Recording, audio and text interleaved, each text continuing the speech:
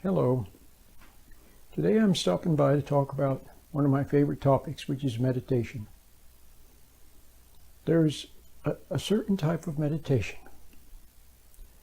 that is designed to help you get centered and refine something called understanding. You remember when you were a little child, if an adult had an understanding, it was a very beautiful thing. That's what you wanted from them. A lot of times they were angry, didn't have understanding, or they were talking at you instead of to you, or they were making a big speech, or they were impatient, or didn't have time for you, or blamed you for something you didn't do, or misinterpreted, got everything backwards, and reacted to what they thought they heard, but it wasn't what you were going to say. And it wasn't easy being a little child, because as a little child you didn't have the verbal skills that you would have later when you got older. So you sometimes had a hard time explaining yourself, and because they were impatient, they didn't hear what you were really saying or what the moment really meant. And so they didn't have understanding. See? But when they did have understanding, when a mom or a dad, especially when dad, or an aunt or an uncle or grandpa or grandma, when one of them had understanding, it was a beautiful thing. It sort of had a calmness that went with it. It was understanding plus a calmness, okay? That was very nice. Sometimes it was a sense of humor, a twinkle in the eye.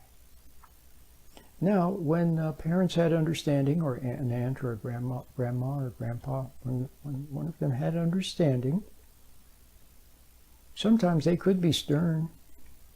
I had an English teacher one time who was very stern, but she was a great teacher. And she had a no-nonsense attitude. She wouldn't put up with any nonsense from anybody, so she was fair, but she expected the best. Anyway, she had a type of understanding. She knew what was good for us. Okay? So there's a certain dignity, gentleness, a certain calmness that goes with understanding. So it's a beautiful thing. Now that's what you need now. That's what you need. You need that for your upset and for your hurt and for your body.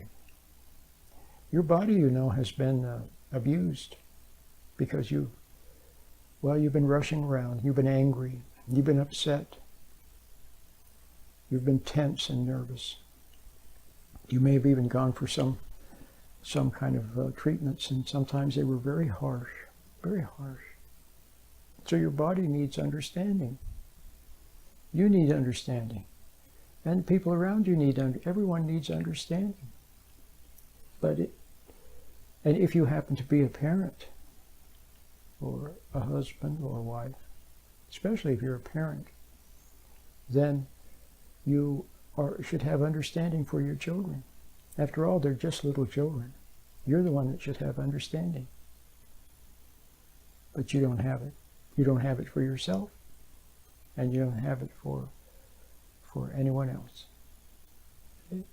And so for that reason, you may hate yourself. A lot of people, they hate themselves because they see themselves sometimes for what they are, and so they hate themselves. But you see, that hate is not the answer. Condemnation is not the answer. What the answer is, understanding. So how are you going to find understanding? Well, a lot of us have looked out in the world. We look to parents, and we look to teachers, and to doctors and counselors and friends and peers, people that we would date or get married to, experts, see? And a lot of times they seem to have understanding. They almost seem to have understanding, and perhaps they were close. They had a certain objectivity, maybe. Let's say you went to a seminar, and it was a decent person, and this decent person had some knowledge of the topic, and so he or she came awfully close to understanding, because at least he wasn't angry, or she wasn't angry, wasn't upset, had some objectivity. Okay? So they were close. But for the most part, you didn't encounter understanding. You encountered people that were in a hurry. And they listened to what you said, but they didn't really hear what you said, and they made a snap decision, and then they had some answer. And then you followed what they said, and it turned out not to be the answer. If it didn't do you any harm, well, consider yourself lucky. Maybe it did do harm. Then you ended up resenting them, see? You resented them because they betrayed you. Maybe they didn't mean to. They probably didn't mean to, but they did. See, but you had great expectations too. See, you wanted them to solve your problem for you. And so you cried out for answers, and they responded. You know, they tried. But what you need is understanding within. It's good for your soul, good for your body. So now the special meditation of which I speak is designed to put you back in touch with understanding. Okay? It's that simple. Okay? And so would you like that? If you had understanding for yourself, that'd be beautiful, and then you could have it for other people too. Then you wouldn't hate anymore. You wouldn't resent anymore. You would have compassion. Not sympathy, not condescending, but you would have compassion. You'd see that people are in the same boat as you. They're trying. No one's had understanding for them, and they don't have understanding. So that the whole world is like that, see? Well, okay, so what's standing in the way? Well, there's a certain force. There's a certain something that opposes your finding understanding. And it's in people. Sometimes it's even in you. You may have noticed that it wants you to mess up. It wants you to become upset. It wants you to throw in the towel. It wants you to do something dumb. See? It wants you to condemn yourself. And it condemns you. See? Now what is that? And sometimes it's in other people. See? You wonder, what is that? It opposes your finding understanding. And whatever that is, it's not good, okay? So there's that. And then what else is there? The meditation helps with that, incidentally. You'll be able to stand back and see it for what it is, and just not follow it, not believe it, not listen to it, see, not obey it. Just watch it till it goes away or dissolves away. Now the other thing, what else is blocking you from finding understanding? Well, you don't admit you're wrong. See, and here's a little secret, which you probably already know. See, am I telling you anything you don't already know? Really? No. Oh, gee, now I lost my train of thought. What was I saying? I was talking about understanding. And I was saying, oh yes, understanding. Here's a little secret I wanted to let you in on. Could be helpful if you know this. Understanding feels like conscience before you're ready to yield to it. See, feels like conscience. Remember when you were a little child and you did something wrong and you felt bad? You hated your mommy, or you did something mean to your brother or sister. You felt bad? Well, that's conscience. You know what that is? That's from God. That's the inner light.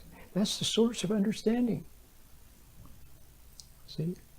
Did you ever have, talking again about adults with understanding, did you ever have an occasion when, as a little child, you were doing something naughty or wrong? And there was one of those wise people with understanding that I was talking about. Often they're a grandma or grandpa. sometimes an aunt, somebody older. And you saw them looking at you. They looked at you with a kind of a concern. They weren't angry. They weren't judging you, but they just were looking at you, and there was something about the way they looked at you. It made you feel bad, because in the light of their calm, patient, loving gaze, you saw your own wrong. Okay? It made you feel bad. You wanted to go crawl in a hole. See? Well, that's what conscience is. It's from God. See, God has understanding. See? And He gives us, from Him you get from the inner light from God. Feels like a conscience. So now you know, all of a sudden now you know several things. You know God is good. Because He doesn't like it when you hate your mom or do something mean to your brother. Okay? And you know what He cares about now too. You think back to what made you feel really bad. What was it? It was when you hated someone or you betrayed someone. Talked behind someone's back or hurt them. See? Now you know what God cares about, see? He doesn't like you to do those types of things. But now look at conscience again. Does your conscience hate you? No, it doesn't. It's just there, quietly saying, don't do that. See, it's wordless. Okay, now you want to get, so here's what you need. It's very simple. You just have to see that your conscience is your friend and not your enemy. And then when you sense that it's showing you you're wrong, then just bear it. Don't try to deny it or escape from it or excuse what you did or justify or anything. Don't pile on yourself, adding crocodile tears or something. Just quietly let conscience have its work. Okay? What does it say in the Bible? Something about patience. Let patience have its perfect work. I can't think of the verse right now. But you see, understanding has patience in it. Remember I said if you had a grandma or grandpa that had understanding, remember I said they had a certain calmness about them? Another word is patience. So the patient effect of conscience, it's the inner light from God. It has love in it. That's why it has understanding. It has love. Okay?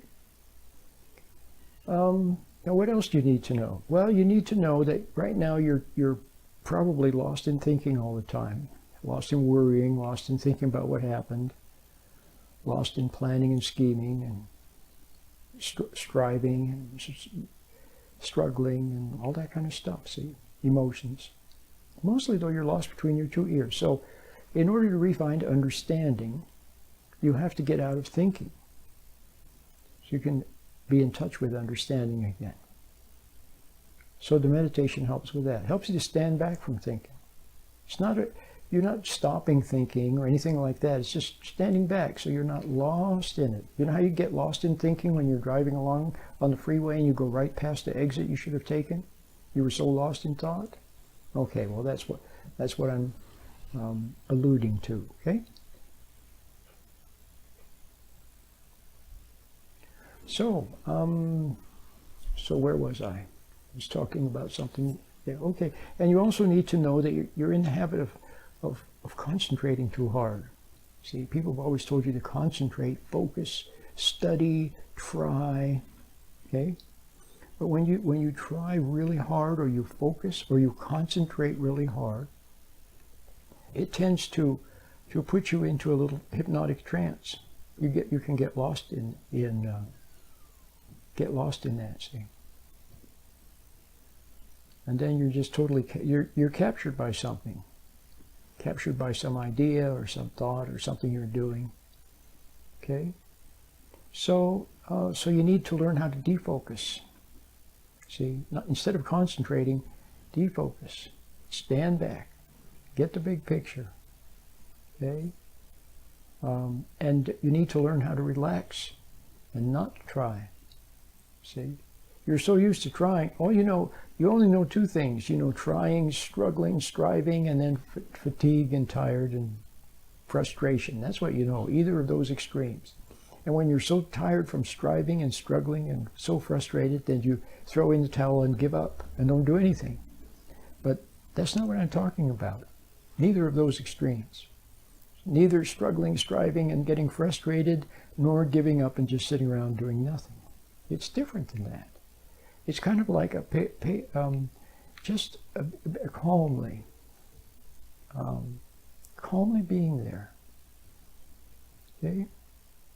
You know, like let's say there's a parent, but today I keep talking about parents or an aunt, or especially parents tend to be a little impatient, don't they? Sometimes they really do. Let's say a grandma or grandpa, okay? Let's say we have, once again, our good grandma or grandpa who's calm, who has understanding, and who has patience, okay?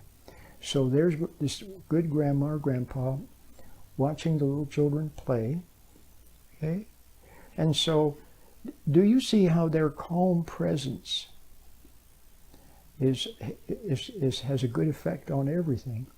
Plus, they're ready to, in case, you know, things should get out of hand or one of the little children needs help or something, grandma or grandpa is there to help right away. So the point is, they're not struggling and striving and nervous and anxious on the one hand, nor are they just sitting around doing nothing on the other. They're there, okay, and they're vigilant, and they're watching, okay, and they're waiting. See, they're waiting without worry, without anxiety. They're ready to help the little child if the child needs help, okay, they're ready, but they usually don't have to. They just sit there watching. So you get the idea. So you need to have that kind of an attitude in life for yourself first, and then you can have it for others. Okay? So I've covered some very important points. Oh, and the other thing you'll need to give up is resentment, hating other people. Now you can see why, can't you? Nobody had understanding for them when they were little children. People were mean to them, cruel to them, weren't there for them, teased them, see, misunderstood them, misinterpreted what they were, see, all of that. So what happened to you happened to them, and now they're struggling too. Okay, so just forgive them, okay? Don't hate them anymore. That's the main thing.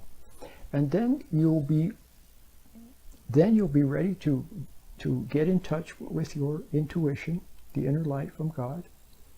Get in touch with understanding with the help of, and you'll be able to do that with the help of my little meditation. Okay? Don't forget, I have a free version. I call it the free meditation. It's free. It's only 6 minutes long. My name is Roland.